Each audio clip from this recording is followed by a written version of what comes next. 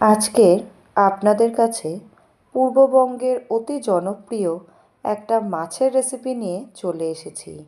এই রান্নায় কিন্তু হলুদ আর লবণ ছাড়া কোনো মশলারই ব্যবহার হয় না, এমনকি লঙ্কা গুঁড়োরও ব্যবহার হয় না।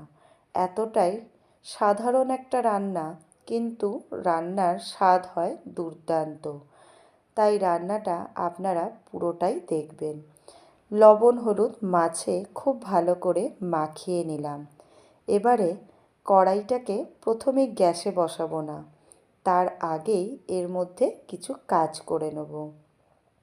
এখানে দেখুন মিডিয়াম সাইজের দুটো পেঁয়াজকে কুচি করে নিয়েছি, সেটাকে কড়াইতে দিয়ে দিলাম।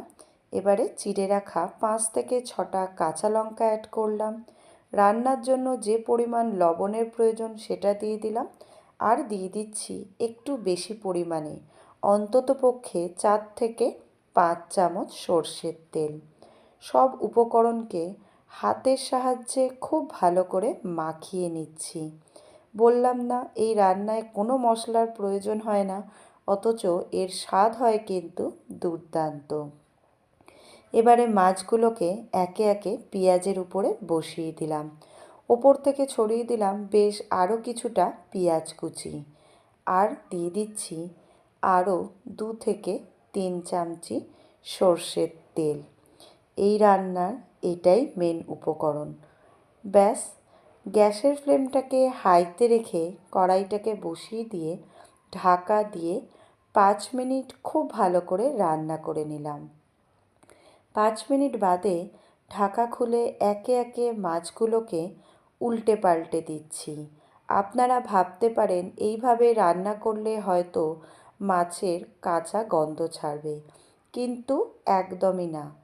এই যে পরিমাণ পেঁয়াজ দেওয়া হয়েছে, এই পেঁয়াজেই কিন্তু মাছের আষ্টে গন্ধ একদম চলে যাবে, আর রান্নার স্বাদ হবে দুর্দান্ত। ওপর দিয়ে ছড়িয়ে দিলাম বেশ অনেকটা ধনেপাতা কুচি। এখনও হাই ফ্লেমে আরও 7 মিনিট ভালো করে মাছগুলোকে রান্না করে নিচ্ছি।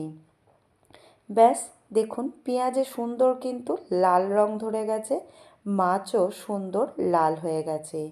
গ্যাসের ফ্লেম বন্ধ করে সার্ভ করে নিলাম আজকের পূর্ববঙ্গের ঢাকাইয়া রোস্ট। ব্যাস, একদম তৈরি। রেসিপিটা কেমন লেগেছে আমাকে কমেন্টে কিন্তু অবশ্যই জানাবেন। ধন্যবাদ।